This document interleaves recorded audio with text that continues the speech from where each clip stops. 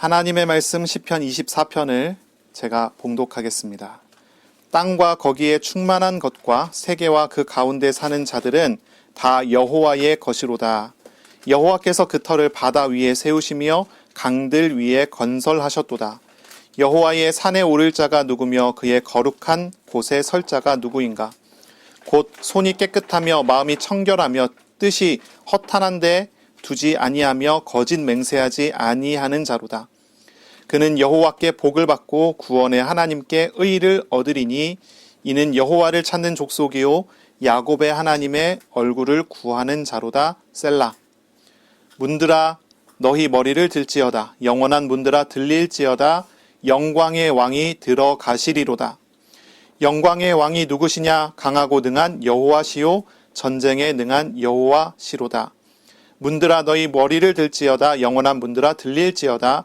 영광의 왕이 들어가시리로다. 영광의 왕이 누구시냐? 만군의 여호와께서 곧 영광의 왕이시로다. 셀라. 아멘. 오늘 말씀은 시편 24편 1절부터 10절입니다. 영광의 왕을 예배하는 사람이라는 제목으로 우리가 함께 하나님의 말씀을 나누겠습니다.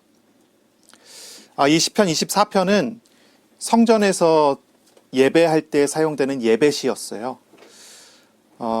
예배라고 하는 것은 하나님께서 인간을 창조하실 때의 원래의 목적이죠.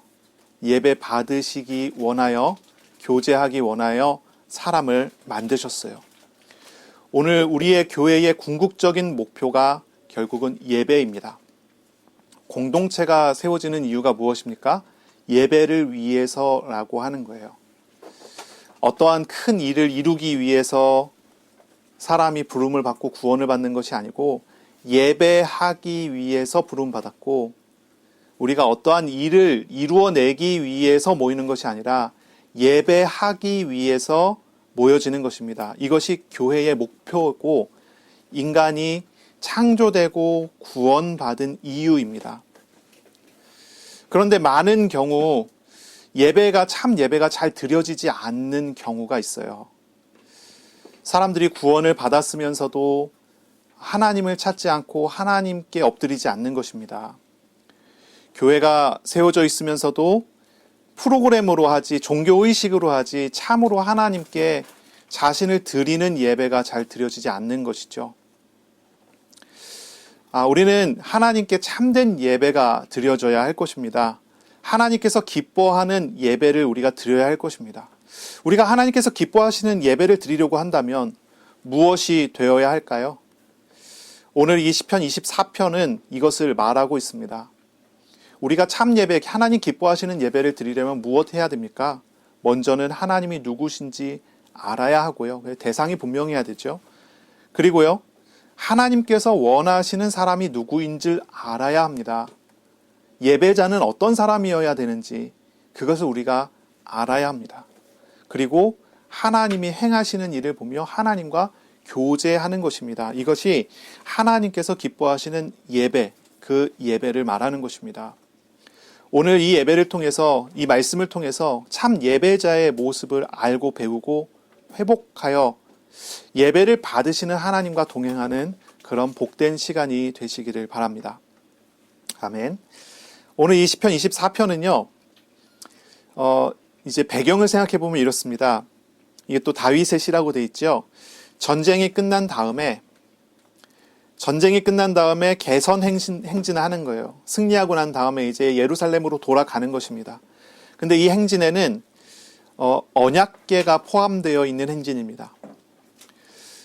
예전에 이 시대에는 전쟁터, 특히나 중요한 전쟁, 큰 전쟁을 할 때 하나님께 기도하며 하나님께서 전쟁터에 함께 가시는 상징으로 언약궤를 가지고 나가요. 이 언약궤는 하나님이 계시는 것입니다. 그리고 전쟁터에 이제 언약궤를 중심에 두고 이제 기도하며 전쟁을 수행을 하는 것이죠. 그리고 전쟁이 끝난 다음에 이 언약궤는 다시 돌아옵니다. 이 언약궤를 중심으로 해서 이제 행진이 다시 돌아와요. 바로 그러한 행진 때 언약궤가 성전에 들어갈 때 그때 부른 노래, 이렇게 우리가 생각할 수가 있어요. 이 시의 배경이 이제 그렇습니다. 이 시는요, 1절부터 6절까지는 성전에 들어가는 사람의 노래이고 7절부터 10절까지는 하나님께서 그 성전에 들어가시는 노래예요. 그래서 이 두 부분으로 나눠질 수 있습니다. 사람이 성전에 들어갈 때 부르는 노래, 그리고 하나님께서 성전에 들어오실 때 그를 영접하여 맞이하는 예배, 그런 노래. 이것이 이제 시편 24편의 내용입니다. 우리는 예배자로서 하나님의 집 성전에 들어갑니다. 그리고 하나님은 우리의 왕으로 승리의 통치자로 성전에 들어가십니다. 그리고 그곳에서 예배가 이루어집니다. 바로 그 하나님의 영광이 노래가 되는 것이죠. 바로 이렇게 드려지는 것이 이 말씀입니다. 구약 때는요, 이것이 이제 사용된 것이 그렇습니다. 전쟁이 끝나고 개선 행진을 할 때 사용된 노래인 것은 분명하죠. 그리고 동시에 항상 예배 때 하나님께 드려진 노래이기도 합니다. 그래서 특히나 이제 포로 시기 이후에 성전이 재건이 됐을 때 그 성전 안에서는 날마다 시편들을 읽었거든요. 날마다 소리내서 시편을 같이 읽습니다. 그때 읽어진 시편 중에 하나가 이 시편 24편이죠. 계속적으로 불려졌고 계속적으로 읽혀졌습니다. 특히나 이제 기록을 찾아보면 일주일의 첫날이 언제죠? 일요일입니다. 안식일은 일주일의 마지막 날이고 일요일은 일주일의 첫날이죠. 일주일의 첫날 읽어진 시편이 시편 24편이다라고 이렇게 되어 있어요. 구약 때는 분명히 이렇게 사용이 됩니다. 예배 때 하나님께 영광 돌리기 위한 노래로 불려지는 것입니다. 현재도 우리가 이 시편을 가지고 사용할 수가 있겠죠. 이 시편을 가지고 언제 우리가 기도문으로 사용하고 기도할 수 있겠습니까? 현재 내가 하나님의 임재를 찾고 구할 때, 하나님이 계시는 곳이 성전이죠. 하나님이 다스리는 곳이 성전입니다. 하나님의 임재를 구하고 하나님 앞에 무릎 꿇을 때, 그리고 또한 내가 있는 자리에, 개인과 가정과 현장에 임재하시는 영광의 왕을 맞아들이며 부르는 노래로 우리가 이 시편 24편을 부를 수가 있겠습니다. 오늘 이 예배 시간에 또한 우리가 이 시편을 읽으면서 우리에게 임재하여 주시고 함께하여 주시는 하나님, 그리고 영광의 왕으로 우리에게 찾아오시는 하나님을 만나고 예배하는, 동행하는 그런 복된 시간이 되시기를 바랍니다. 아멘. 자, 우리 하나님은 어떤 하나님이시죠? 24장 1절과 2절을 읽겠습니다. 땅과 거기에 충만한 것과 세계와 그 가운데 사는 자들은 다 여호와의 것이로다. 여호와께서 그 터를 바다 위에 세우시며 강들 위에 건설하셨도다. 자, 이 말씀은 무슨 이야기입니까? 땅이 있습니다. 하나님께서 땅을 만드셨죠. 땅에 많은 충만한 것들을 만드셨습니다. 이것은 무엇을 얘기하냐면 하나님께서 땅을 만들고 땅에 있는 동물과 생물들의 많은 것들을 만드셨다고 하는 것입니다. 그리고 그 다음에 세계와라고 했습니다. 이 세계를 만드셨습니다. 이 세계는 이 땅과 조금 구별되어, 땅은 이제 동물과 식물들의 이야기를 한다면 이 세계는 사람의 이야기를 합니다. 그리고 그 세계와 그 가운데 사는 사람들을 하나님께서 만드셨습니다. 그러니까 모든 것을 하나님 만드신 거예요. 지구를 만드셨는데 거기에 사는 모든 생물들을 만드셨고, 그리고 특별히 사람을 위해서 세계, 그리고 사람들을 만드셨다고 하는 거죠. 그리고 그 만들어진 모든 것들은 그를 만드신 분의 소유입니다. 그것이 다 하나님의 것이로다라고 이야기를 합니다. 하나님의 창조는요, 없는 데서 있게 하는 것으로 끝나는 것이 아닙니다. 하나님은 없는 데서 있게 하실 뿐만이 아니라 그것을 하나하나 정하신 뜻대로 질서를 잡아 통치를 하십니다. 그것이 하나님의 창조입니다. 하나님은 만드신 것을 목적한 대로 사용되도록 하십니다. 그것이 하나님의 창조입니다. 하나님의 창조는 단순히 어떠한 일들이 우연히 생겨난 것이 아니에요. 목적이 분명한 창조죠. 목적은 분명합니다. 하나님을 예배하게 하기 위해서 창조하신 것입니다. 이사야 43장 21절에 이 백성은 내가 나를 위하여 지었나니 나를 찬송하게 하려 함이니라 라고 했어요. 피조물은 창조주의 목적대로 살아가도록 만들어졌어요. 그것이 하나님께 예배하는 것입니다. 땅과 그곳에 충만한 것과 세계와 그 가운데 사는 사람들은 전부 하나님의 소유입니다. 그리고 하나님은 그것을 목적대로 만드셨고 목적대로 다스리십니다. 그러니 마땅히 성전에 나아가는 사람은 하나님께 예배하는 것이 마땅한 것입니다. 다윗과 이스라엘은 하나님께 예배하기 위해서 나아가면서 이 예배가 모든 피조물이 하나님의 소유이기 때문에 마땅히 드려야 되는 예배라는 것을 염두에 두고 성전에 나아갑니다. 그리고 이렇게 시를 읽는 것입니다.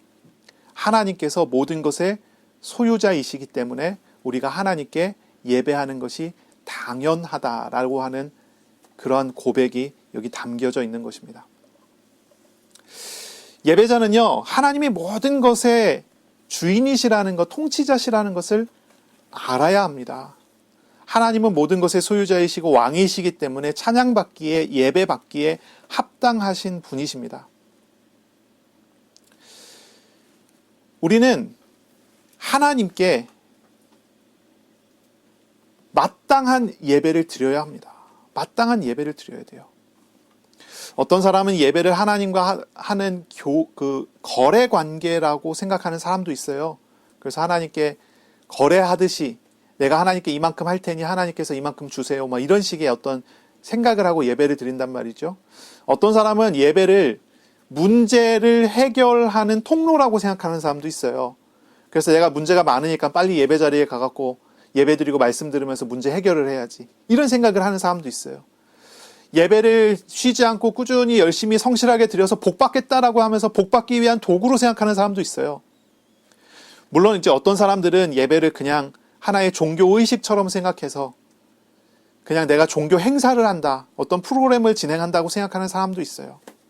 그러나 예배는 그런 것이 아닙니다.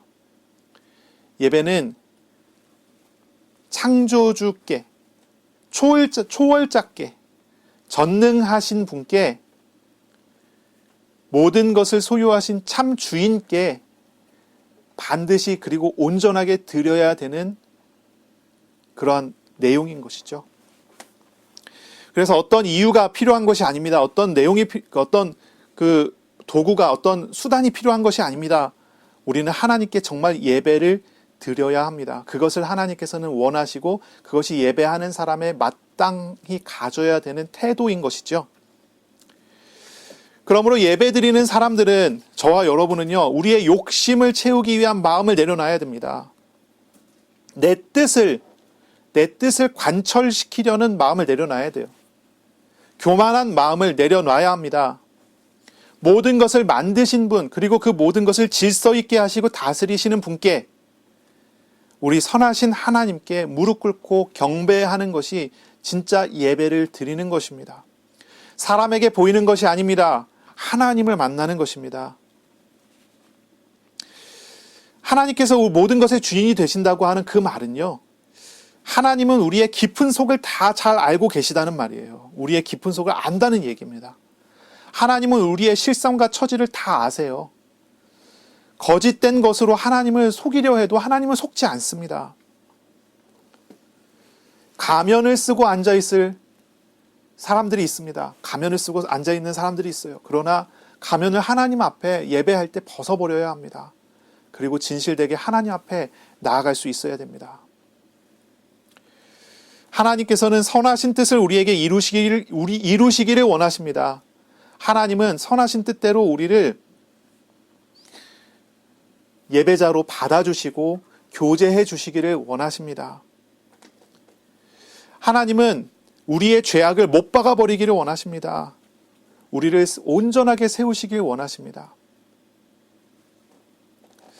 하나님께서 우리에게 주시고자 하는 것이 참 놀라운 것들이 있습니다.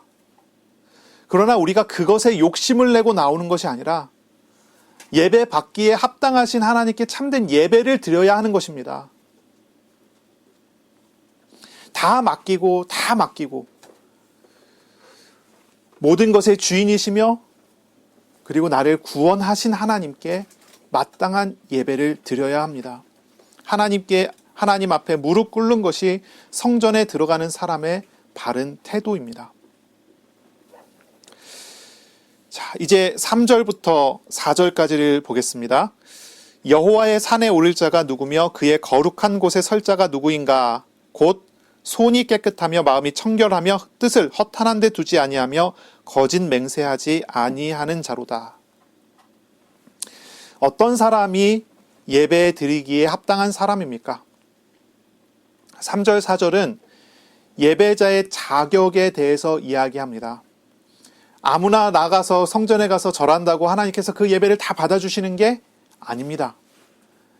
예배자는 이러한 자격이 필요합니다. 그러한 자격이 된 사람을 받으시는 것입니다. 그러한 자격이 된 사람의 예배를 받으시는 것입니다. 예배자는 어떤 사람입니까? 여호와의 산에 오를 자가 누구입니까? 그의 거룩한 곳에 설 자가 누구입니까?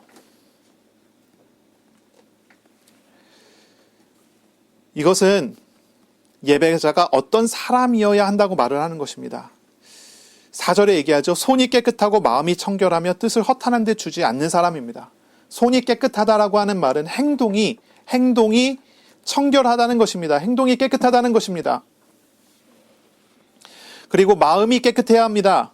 그래서 사람의 안과 밖이 다 깨끗해야 합니다. 더럽지 않아야 합니다. 이거는 다른 사람들과 다른 구별됨을 의미하는 그런 말입니다. 다시 말하면요. 그 사람의 마음과 생각 그리고 행동이 다 거룩함에 이를 수 있어야 한다는 것입니다. 이 구별은요. 죄된 것에서의 구별입니다. 죄에서의 구별이에요. 그 마음이 죄에서 깨끗해야 합니다. 그 행동이 죄에서 멀어야 합니다. 깨끗해야 합니다. 그런 사람이 하나님께 예배할 수 있는 사람이고 예배 드릴 수 있는 사람입니다. 어떻게 할 때 그 사람의 마음과 그 사람의 행동이 깨끗해질 수 있습니까? 바로 그리스도로 옷 입는 사람이어야 합니다. 그 사람의 예배를 하나님께서 받으시는 것입니다. 자, 마음이 청결하며를 조금 더 읽겠습니다. 마음이 청결하며 뜻을 허탄한 데 두지 아니하고, 이거는 이제 연결되어 있는 말입니다. 뜻을 허탄한 데 두지 않는 것이 마음이 청결한 것과 연결되어 있습니다. 여기서 허탄한 것에 대해서 이야기하는데요. 허탄한 것은 뭘 이야기하냐면 우상을 말합니다. 우상. 마음이 청결한 것은 곧 우상을 따르지 않는 것입니다. 마음이 청결한 것은 그 마음으로 우상을 따르지 않는 것입니다. 우상이 있는 사람, 하나님이 아닌 다른 욕심과 다른 어떤 것에 얽매여져 있는 사람은 예배 드리기에 합당하지 않다고 하는 그런 말입니다. 하나님이 아닌 다른 것에 마음을 빼앗기고 있는 사람은 예배자의 자격이 되지 않습니다. 그 다음입니다. 거짓 맹세하지 않는 사람입니다. 거짓 맹세하지 않는 사람. 하나님은 거짓을 싫어하셔요. 거짓말은 마귀의 전문 분야입니다. 우리가 잘 알고 있죠? 마귀의 전문 분야입니다. 마귀는 거짓말장입니다. 그리고 이 마귀는 모든 거짓말하는 사람들을 미혹하는 사람입니다. 미혹하는 존재입니다. 사탄은요, 사람을 거짓말을 통해서 죄로 이끌고 죽음으로 이끌어갑니다. 사탄은요, 거짓말로 사람을 자꾸 미혹시킵니다. 그 거짓말은 무엇입니까? 그리고 그가 미혹하는 것은 무엇입니까? 그것은 사람을 죄로 이끌어가는 것입니다. 아담과 하와에게 뱀이 와서 거짓말을 합니다. 무슨 거짓말을 합니까? 하나님의 말씀을 뒤흔들어 버립니다. 선악과를 먹으면 죽으리라 하셨는데 뱀이 와서 이야기합니다. 그거 먹으면 정말 죽느냐? 자꾸 미혹을 합니다. 거짓말로 합니다. 죽지 않는다고 이야기합니다. 눈이 밝아서 하나님처럼 될 수 있다고 이야기합니다. 뭘 심습니까? 거짓말을 통해서 사람이 좀 대단한 존재인 것처럼, 하나님은 별거 아닌 존재인 것처럼 자신을 자꾸 교만하게 만드는 거짓말을 하고 있습니다. 거짓 맹세를 어떤 사람이 합니까? 교만한 사람이 거짓 맹세를 합니다. 예배자는 어떤 사람이어야 됩니까? 거짓 맹세하는 그런 교만한 사람이 아니어야 합니다. 거짓말에 미혹되고 거짓을 따라가는 사람이어서는 안 됩니다. 죄를 따라가는 그런 사람이어서는 안 됩니다. 예배자는 거짓을 죄를 따르지 아니해야 하는 것입니다. 자, 이 기준을 통해서 봤을 때 어떻습니까? 우리들은 하나님께 예배 드릴 만한 사람인가요? 하나님께서 받으실 만한 예배자인가요? 여러분은 어떻습니까? 행동이 깨끗하십니까? 다시 말해서 행동이 죄에서 멀리 있습니까? 죄와 무관합니까? 우리의 마음이 우상과 죄와 관련 없이 청결합니까? 우리의 말에 거짓이 없습니까? 우리의 행동에 교만이 없습니까? 어떠세요? 내가 하나님 앞에 예배 드린다 할 때 하나님께서 나의 예배를 받으시겠습니까? 우리가 이런 질문을 해봐야 돼요. 저와 여러분은 이런 사람입니까? 마음과 행동에 있어서 실수 없이 흠 없이 도덕적으로 완전한 사람이 맞습니까? 사실 그런 사람은 이 땅에 존재하지 않죠. 흠 없는 사람이 어디에 있습니까?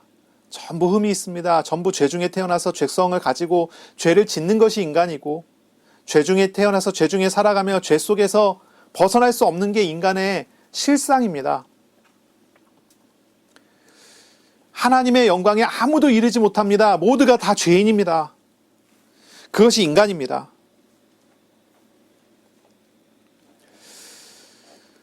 하나님께서는 이러한 사람을 부르셨어요. 그리고 이러한 사람을 바꾸셔서 예배자로 세우기를 원하시고 예배자로 받아주십니다. 하나님은 성전에서 희생 제사를 통해서 이러한 죄 많은 사람들을 예배자로 받아주셨습니다.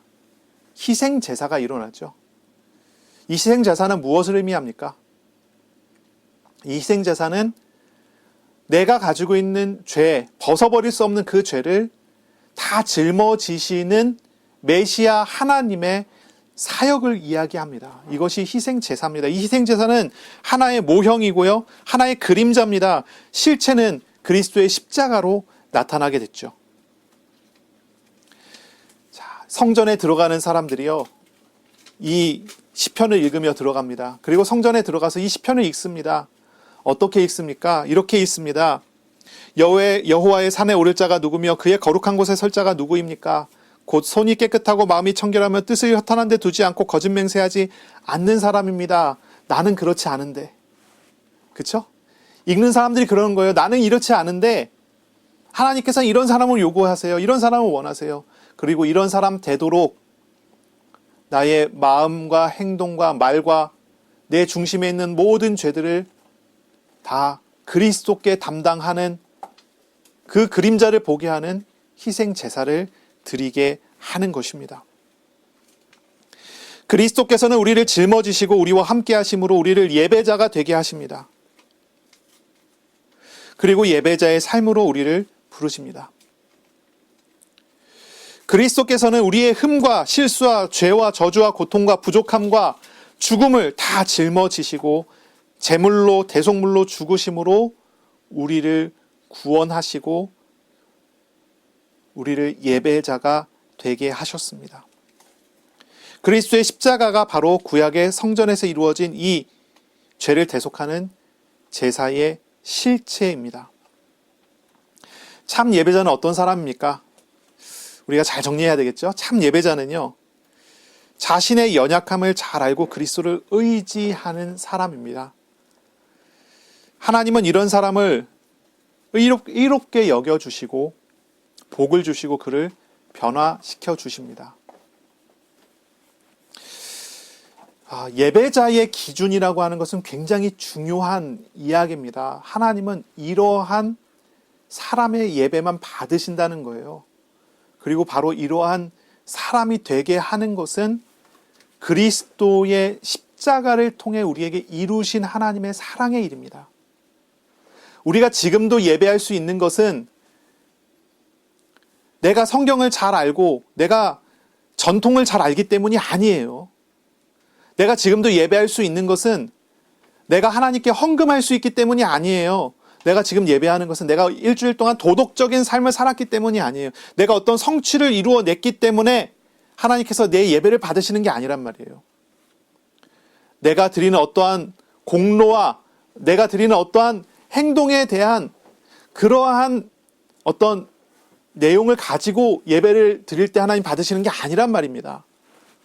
우리가 드리는 예배는 우리로서는 불가능한 모든 죄와 죽음을, 그 죄에 대한 모든 저주를 그리스도께서 짊어지셨으므로 우리가 예배자가 되고 예배를 드릴 수 있게 된 것입니다. 바로 이 그리스도를 바라보는 시간이 예배의 시간이고 그리스도를 의지하는 시간이 예배의 시간이어야 할 것입니다. 하나님은 우리의 이 연약함을 짊어지셔서 우리를 예배자로 받아주시고요. 그리고 또한 우리 하나님은 예배 자리에 임재하여 주시고 함께하여 주셔서 우리가 실제로 이러한 예배자의 자격, 이 예배자의 어떠한 모습을 열매로, 삶의 열매로 맺도록 우리를 인도해 주십니다. 우리의 행동에 있어서, 우리의 말에 있어서, 우리의 마음에 있어서, 우리의 중심과 삶에 있어서 거룩한 사람이 되어 가도록 복을 주십니다. 하나님은 우리의 연약함을 잘 아셔요. 그리고 우리를 변화시키기를 원하십니다. 우리가 우리의 가정에서, 우리의 직장에서, 우리가 일하는 현장에서, 그리고 우리 이렇게 예배드리는 이 교회에서 예배자가 하나님께 예배할 때 하나님은 그곳에 임재하여 주십니다. 그리고 하나님이 함께 하심으로 예배자는 복을 받게 합니다. 변화를 받게 합니다. 예배 드리기에 합당한 사람이 되도록 이끌어 주십니다. 물론 우리가 이렇게 완벽한 온전한 예배자가 되는 것은 우리가 천국에 이르렀을 때 그것이 되겠죠. 영화가 되는 거겠죠. 그때까지 우리는 부족한 중에 조금씩 주님을 닮아가게 되고 주님을 더 알아가게 되고 또 죄를 미워하게 되고 거룩하게 되어지는 그런 과정을 겪게 되는 것입니다. 5절 6절입니다. 그는, 이 예배자는요, 여호와께 복을 받고 구원의 하나님께 의를 얻으리니 이는 여호와를 찾는 족속이요 야곱의 하나님의 얼굴을 구하는 자로다. 셀라 했습니다. 하나님은 예배하는 사람, 하나님을 찾는 사람에게 임재하심을 나타내 주십니다. 임재하심을 나타내 주세요. 예배자는 뭘 찾는 사람입니까? 하나님을 찾는 사람입니다. 예배자는 어떤 것을 구하는 사람입니까? 야곱에게 보여주셨던 그 하나님의 얼굴, 그 하나님의 얼굴을 구하는 사람입니다. 당연히 하나님은 그 사람에게 복을 주십니다. 하나님께서 임재하여 나타나 주시고 만나 주십니다. 그리고 야곱에게 얼굴을 보여주셨듯이 예배하는 사람에게 하나님은 친밀하게 만나 주셔요. 그것이 예배자가 받는 축복이에요. 예배자가 받는 응답입니다. 자, 5절에 이야기하는 복과 의가 있습니다. 예배자는 복을 받습니다. 예배자는 의를 얻습니다. 그것은 무엇입니까? 하나님의 임재 속에 하나님을 만나는 것이 복이고요. 하나님을 만난 결과를 얻어가는 것이 복입니다. 의는 무엇입니까? 구원입니다. 하나님을 찾기 위하여 예배자에 나온 그 사람을 하나님께서는 구원하시고 의롭게 하시고 그 의로움이 삶의 열매 맺는 은혜로 이끌어 주십니다. 그것이 성화의 삶으로 살아가도록 하신다는 거죠. 하나님은 구원하시고 함께하여 주시고 거룩하게 이르게 하시고 그렇게 함으로써 그 사람의 삶이 예배가 되도록 복을 주십니다. 로마서 12장 1절에 이야기하는 것이요, 이런 말을 하죠. 그러므로 너희는 너희 몸을 하나님이 기뻐하시는 거룩한 산 제물로 드려라, 이렇게 얘기합니다. 그것이 너희가 드릴 영적 예배니라. 우리가 공예배로 모여서 예배를 드립니다. 공예배는 무엇입니까? 공예배라고 그러면은 이 공예배에 대한 정의가 있죠. 이건 이제 교단에서 헌법을 찾아보고 법을 찾아보면 이제 나옵니다. 이 공예배라고 하는 것은 하나님의 명령에 의해서 우리가 공식적으로 하나님 앞에 한 공동체가 함께 모여 드리는 예배를 공예배라고 합니다. 이 공예배는요, 반드시 필요한 몇 가지가 있어요. 어떤 게 있어요? 이게 이제 신앙의 고백이, 우리 공동체의 신앙의 고백이 드려져야 되는 것이고, 그리고 그 시간에는 당연히 죄와 이제 우상에 대한 회개, 돌이킴이 고백이 되어져야 되고, 하나님께 우리의 영혼과 삶과 생명이 드려지는 헌신이 드려져야 됩니다. 그것이 공예배입니다. 그런데 그것이 여기저기서 흩어져서 드려서는 안 되고요. 함께 하나가 되어 한 공동체로서 드려지도록 되어 있는 것이 공예배입니다. 이것이 공예배예요. 이 공예배는 그래서 교회에서 가장 중요하게 생각하고 가장 중요하게 받는 것입니다. 주일 예배를 우리는 공예배로 드리는 것이죠. 이 주일 예배 때는 우리가 함께 전 성도가 그 시간에 모여줘야 됩니다. 어린아이부터 노인까지 모두가 함께 해야 됩니다. 그것이 예배입니다. 편의에 의해서 이렇게 저렇게 사람들을 찢어갖고 갈라갖고 계층별로 예배를 드린다. 그것이 공예배라고 할 수는 없습니다. 사실 그래요. 왜냐하면은 한 공동체를 하나님께서 받으시는 예배가 공예배이기 때문에 그래요. 자, 이렇게 예배를 드리고 그리고 이 사람들은 다시 각자 자기의 삶의 자리로 흩어집니다. 그리고 각자 흩어진 현장에서 하나님께 삶으로 자신을 드리는 삶을 살아야 합니다. 이것이 뭐라고 하냐면은 우리의 삶으로 드리는 예배라고 합니다. 개인이 골방에 앉아서 드리는 개인 예배가 될 수 있고요. 그리고 가정에서 모여서 드리는 가정 예배가 될 수 있습니다. 그리고 현장마다 드려지는 현장의 예배가 될 수 있겠죠. 이런 예배들이 이루어져야 합니다. 하나님은 그렇게 예배하는 현장마다 함께하여 주시고 만나 주시고 그래서 거기에서 하나님의 복을 부어주십니다. 우리가 이것을 이해해야 돼요. 하나님은 예배자에게 은혜를 주십니다. 복과 의를 주세요. 그 의는 우리를 짊어지신 예수님으로 말미암아 죄를 미워하고 죄를 벗어버리게 하는 일들이 예배를 드릴 때 하나님의 임재함을 경험할 때 하나님과 동행하는 삶을 살아갈 때마다 나타난다는 것입니다. 만약에 이러한 의로움이 이러한 회개와 이러한 성화가 나타나지 않는다면 뭔가 중요한 것이 빠져 있는 것이에요. 참 예배자에게는 하나님께서 이러한 응답을 주시게 되어 있습니다. 주시고 있습니다. 열매가 나와야 됩니다. 물론 이제 시간이 조금 오래 걸리는 그런 일일 수 있어요. 그래서 어떤 사람에게는 성화의 나타남이 거룩하여져 가는 과정이 하루 이틀 봐갖고는 모르고 일주일, 한 달, 몇 년을 봐야지 나타날 수 있도록 조금씩 변화되는 사람이 있기는 있어요. 하지만 그게 진짜 있어야 된다는 얘기예요. 죄를 미워함이 없다면 그 신앙은 뭔가 잘못돼 가는 거예요. 하나님의 임재와 하나님을 만나는 그 실상이 뭔가 없다는 거예요. 이런 부분들을 우리가 좀 많이 생각을 해봐야 되는 것입니다. 자, 하나님과 동행하는 사람에게 나타나는 변화 중에 가장 중요한 것은 성화입니다. 성화예요. 거룩하여져 가는 거예요. 주님께서 원하는 예배자의 모습으로 우리가 나아가게 되어져야 된다는 거예요. 하나님은 예배자가 거룩함에 이르기를 원하세요. 그 사람의 마음이 하나님의 나라를 누리는 거룩함이 있기를 원하세요. 그 사람의 행동과 말과 삶이 하나님께서 구별하여 응답하시는 거룩함에 이르는 삶이 되길 원하세요. 반대로 얘기하면 그 사람의 마음과 그 사람의 삶에서 죄가 버려지기를 원하세요. 하나님을 대적하는 그 죄가 버려지길 원하세요. 죄의 싹은 사망이고 죽음입니다. 죄의 싹은 고통으로 다가오게 되어 있습니다. 그러나 죄가 버려질 때 하나님 앞에 있을 때 그 사람의 마음은 그 사람의 삶은 하나님이 주시는 생명으로 가득 차게 됩니다. 하나님이 주시는 복을 받게 됩니다. 이걸 하나님께서 원하신다는 거죠. 여러분, 성화의 열매가 여러분의 삶에 있습니까? 거룩하여져 가는 그것이 있습니까? 몇 년 전에 비교해서 지금 나의 모습을 볼 때 죄와 더 가까워져 있습니까? 아니면 죄가 미워져 가고 있습니까? 우리의 마음을 그렇게 진단해 볼 수 있어요. 어떠한 우상이 있다고 해보세요. 그 우상에 확 얽매여 갖고 끌려다니는 사람이 이제는 내가 거기에 얽매이지 않아도 될 만큼 하나님을 알아가고 있다. 이게 지금 변화되어 가고 있는 과정이에요.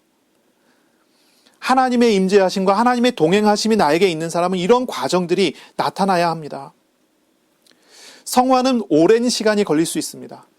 하지만 이것이 하나님 자녀가 얻는 가장 본질적인 축복이어야 합니다. 최고의 복입니다. 이것이 있어야 합니다. 어떤 사람들은 하나님으로부터 받는 복을요, 소원 성취나 아니면 기도의 응답이나 아니면은 돈이 많아지나 어떤 우상적인 육신적인 것들이 풍성해지는 것을 생각하는 사람들이 있어요. 하지만 그것이 진짜 복이 아니에요. 그것은 있다가 없어지는 것들입니다. 오히려 그것들은 얽매일수록 노예가 되고 얽매일수록 죽음의 상태에 가까워지는 그런 내용들이 되기 쉽습니다. 그것이 우상이 되기 때문이죠. 최고의 복은 이런 세상적인 육신적인 것에 있는 것이 아닙니다. 거룩하신 하나님과 동행하기에 합당한 그러한 마음을 얻는 거예요. 거룩하신 하나님과 동행하기에 합당한 생활을 얻어가는 것입니다. 이것을 하나님께서 우리에게 복 주시기를 원하시는 내용입니다. 또한 하나님께서 주시는 축복은 어떤 것입니까? 예배자는 이런 복을 받습니다. 빛이 함께하면 어둠이 물러가는 것 같이 생명의 하나님이 함께하시니 죽음과 지옥이 물러가 버립니다. 이것이 축복입니다. 이것이 축복이에요. 하나님께서 함께 하실 때 지옥은 떠나가고 하나님의 나라를 경험하게 됩니다. 예배자가 받는 복이 이것입니다. 우리가 주님을 닮아가며 거룩하여지는 것이고 또한 주님의 보호 아래 우리가 안전하게 되는 것입니다. 하나님의 날개 그늘 아래서 보호받고 안식할 수 있습니다. 안식이라는 복을 받습니다. 하나님이 아담과 하와를 만드시고요. 그리고 이 아담과 하와에게 주신 축복이 안식일입니다. 안식일을 하나님 축복으로 주셨어요. 그날에는 안식일 날에는요. 뭐 하면 됩니까? 예배하면 됩니다. 그 안식일 날에는 진짜 쉴 수 있습니다. 진짜 안식할 수 있습니다. 모든 것 다 내려놓고 주님과 함께하는 주님의 보호 속에 주님의 날개 그늘 아래 쉴 수 있는 것이 안식일입니다. 예배자는 이런 안식을 선물로 받습니다. 이 안식을 복으로 받습니다. 여러분 안식이 없으시죠? 안식 있으십니까? 주님을 구하세요. 주님을 찾으세요. 하나님은 우리에게 쉴 수 있도록 하십니다. 우리의 마음을 지켜주십니다. 우리의 생각을 지켜주십니다. 하나님은 우리가 기도할 때마다 우리보다 우리를 더 잘 아시기 때문에 우리의 필요를 채워주시는 응답을 베풀어 주십니다. 그것이 하나님께서 우리에게 주시는 복이죠. 6절의 뒤쪽에 가면요. 야곱의 하나님의 얼굴이라는 단어가 나와요. 야곱의 하나님의 얼굴입니다. 하나님께서는 우리에게 하나님의 얼굴을 비춰주시는데요. 야곱에게 비춰주신 것처럼 비춰주신다는 거예요. 야곱에게 비춰주신 것처럼. 하나님께서 우리에게 복을 주시는데요. 하나님께서 우리에게 야곱에게 복 주신 것처럼 복 주시겠다는 거죠. 야곱이 받은 복이 무엇입니까? 그것은 하나님께서 야곱을 아주 소중히 여겨주시는 그런 복입니다. 하나님께서 야곱을 아주 소중히 여겨주셨어요. 그런 복을 우리가 받게 됩니다. 야곱은 야복강가에서 하나님과 겨루었습니다. 하나님과 씨름을 했어요. 천사와 씨름했다 그랬는데 여호와라 했어요. 하나님과 씨름했습니다. 그때 하나님은 야곱에게 져주셨습니다. 야곱이 이겼다라고 해주셨어요. 그래서 야곱의 이름을 그 자리에서 이스라엘로 바꿔주셨어요. 이스라엘의 말의 뜻이 있죠? 이스라엘, 하나님과 겨루어 이기다. 그것이 야곱의 이름이 됐고 야곱의 부족의 이름이 됐고 야곱의 후손의 나라의 이름이 됐어요. 이스라엘이라는 말은 아주 이상한 말입니다. 세상에 어떤 사람이 하나님과 겨루어 이길 수 있어요? 그런데 하나님께서 겨루어 져주신 민족이라는 거예요. 그게 야곱입니다. 그게 이스라엘입니다. 이 말 안에, 이 단어 안에 담겨져 있는 의미를 생각해 보세요. 하나님께서 야곱을 얼마나 소중히 여겨주셨는지가 여기 나오는 거예요. 사실은 하나님 겨루 이길 수 있는 존재가 아니잖아요, 야곱이요. 야곱은 힘이 세거나 아니면 특별한 능력이 있는 존재가 아니란 말이죠. 사실 그는 아무것도 아닌 존재예요. 하나님께서 보셨을 때 죄가 많고 하나님께서 보셨을 때 가치가 없어요. 그런데 하나님께서 그를 사랑해 주시기로 하셨고, 그를 사랑해 주셨고, 이유가 없습니다. 그리고 그를 만나 주시고 져 주셨어요. 야곱의 하나님의 얼굴을 우리에게 비추신다고 하는 말은 뭡니까? 우리를 이렇게 소중히 여겨주신다는 그런 말입니다. 전능자께서, 창조주께서, 섭리자께서, 모든 것의 주인이 되신 우리 하나님께서 예배자를 사랑해 주시고요. 예배자를 소중히 여겨주세요. 하나님은 우리에게 하나님의 얼굴을 비추실 때 야곱에게 비추신 것처럼 우리에게 그러한 얼굴을 비추어 주십니다. 예배자가 받는 복이 참 어마어마합니다. 우리를 거룩하게 하실 뿐 아니라 우리를 안전하게 보호해 주시고 우리를 소중히 여겨 낮은 우리를 높여주세요. 낮은 우리를 높이시기 위하여 하나님이 낮아지시며 우리를 높이세요. 저와 여러분이 그리고 이 주간에 참 예배자의 삶을 사는 그런 주간이 되시기를 바랍니다. 참 예배자의 복을 받으시는 주간이 되시길 바라요. 정말로 성화되어 가고 이 세상에서 승리하며 영광의 주님과 사랑의 교제를 나누는 그런 주간이 되시기를 바랍니다. 자, 1절에서 6절을 우리가 지금까지 봤는데요. 1절에서 6절은 만물의 주권자이신 하나님께 거룩한 곳에 예배자의 모습을 가지고 나아가는 그러한 이야기를 하고 있는 것입니다. 그렇다면 이제 7절에서 10절은 조금 상황이 바뀌어요. 그 거룩한 장소에 오시는 하나님, 그 거룩한 장소의 주인으로서 오시는 하나님에 대한 이야기가 이제 7절부터 10절까지 이어집니다. 같이 볼까요? 7절입니다. 문들아 너희 머리를 들지어다. 영원한 문들아 들릴지어다. 영광의 왕이 들어가시리로다. 영광의 왕이 누구시냐? 강하고 능하신 여호와시요 전쟁에 능한 여호와시로다. 문들아 너희 머리를 들지어다. 영원한 문들아 들릴지어다. 영광의 왕이 들어가시리로다. 영광의 왕이 누구시냐? 만군의 여호와께서 곧 영광의 왕이시로다. 셀라. 이 7절에서 10절의 본문을 보면요. 이제 그 왕께서 이제 들어가시는 거예요. 왕께서 이제 들어가십니다. 어디로 갑니까? 이제 예루살렘 성전에 들어가시는 거예요. 하나님이 들어가시는 거예요. 이 배경에 대해서 이야기했죠. 이스라엘에서 큰 전쟁이 있을 때 제사장은 언약궤를 메고 전쟁터에 있어요. 전쟁이 하나님의 손에 있으며 하나님을 의지하면서 언약궤와 함께 믿음으로 전쟁터에 나갔어요. 그래서 사무엘 하 11장 11절 정도에 보면 다윗이 전쟁할 때 언약궤와 이스라엘과 유다가 야영 중에 있었다라고 이야기를 해요.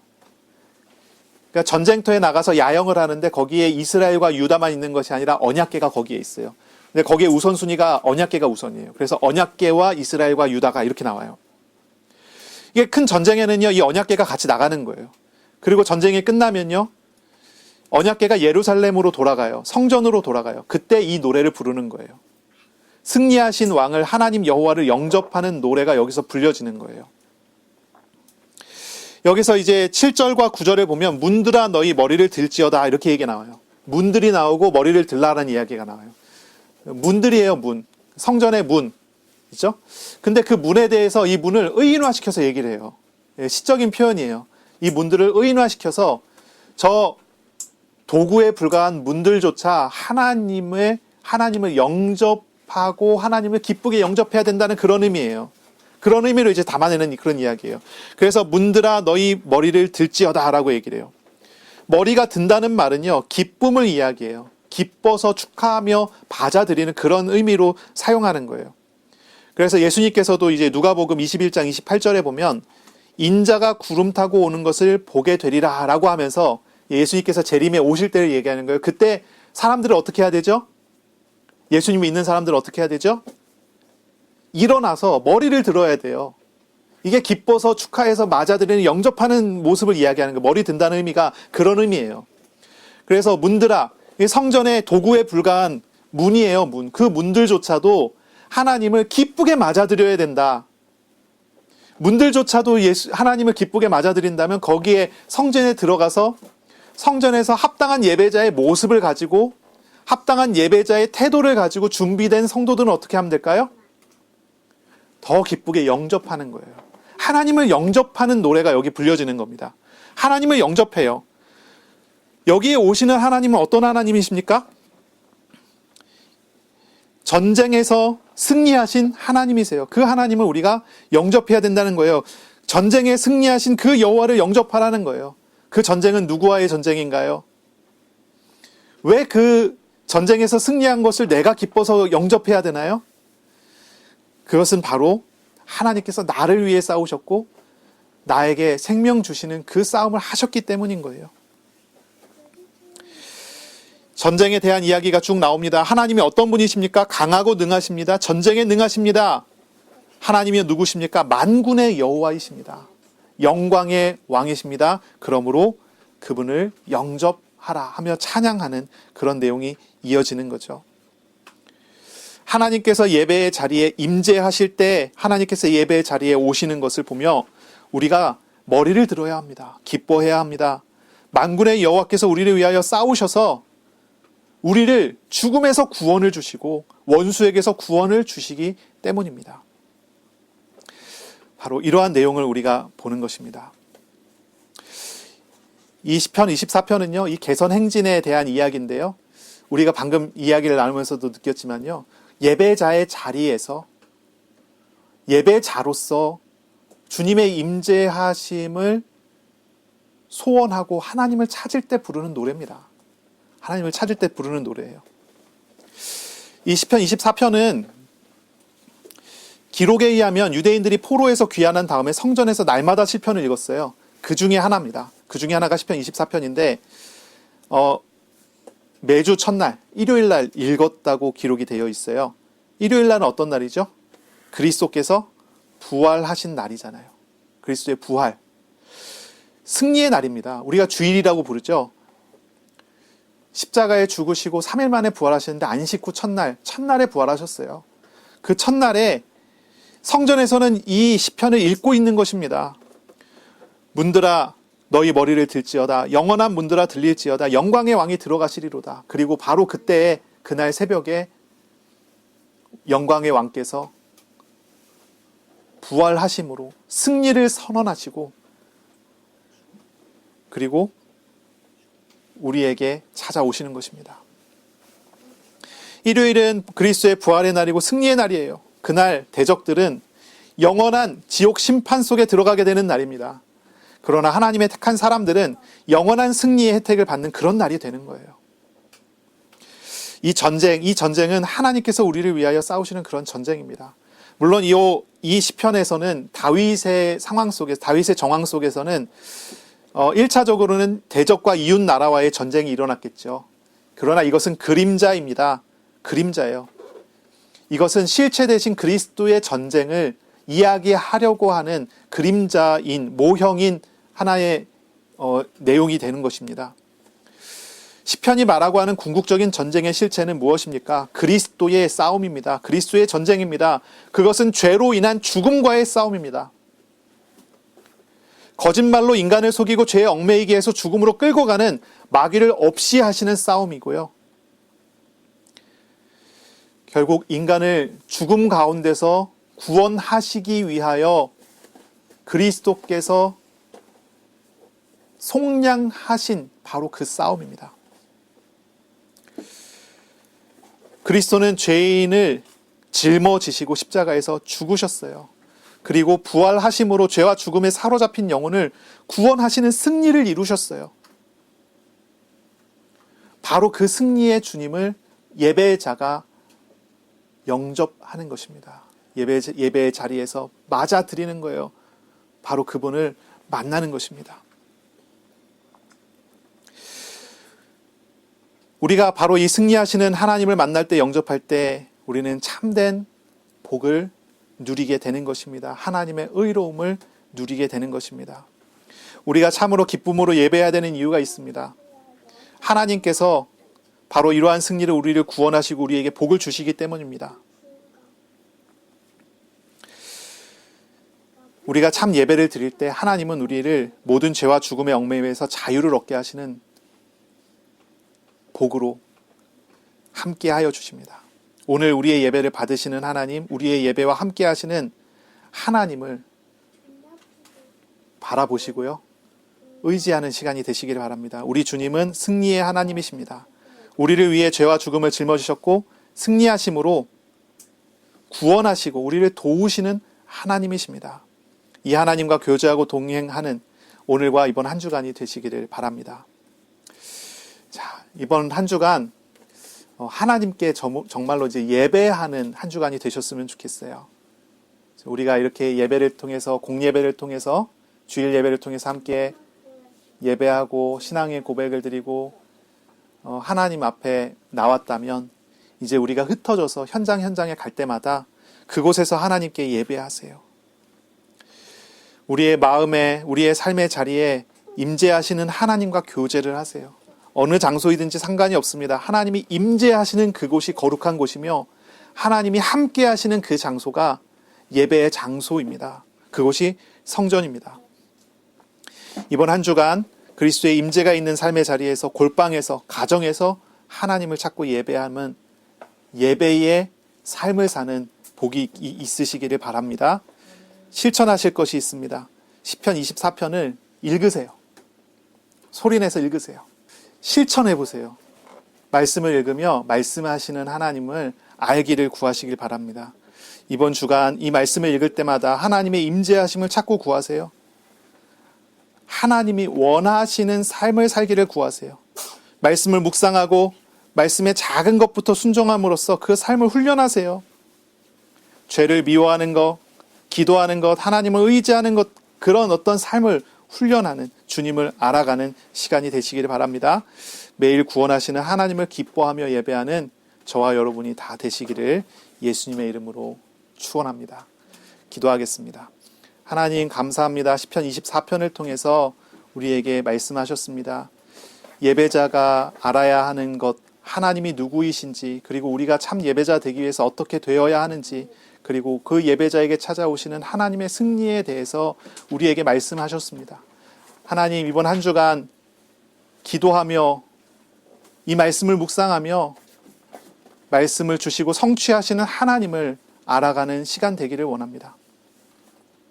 주님, 우리를 복 주시고 인도하여 주시옵소서. 골방에서 개인 예배 때, 가정 예배 때, 그리고 현장마다 우리의 삶의 모든 예배의 순간마다 하나님 임재하심을 알게 하여 주옵소서. 주님의 역사하심을 따라 우리가 변화되고 세워져 가도록 복을 내려 주옵소서. 감사하며 예수님 이름으로 기도합니다. 아멘. 우리 구주 예수 그리스도의 은혜와 하나님의 사랑하심과 성령님의 교통하심이 이제로 영원까지 항상 함께 있을지어다. 아멘.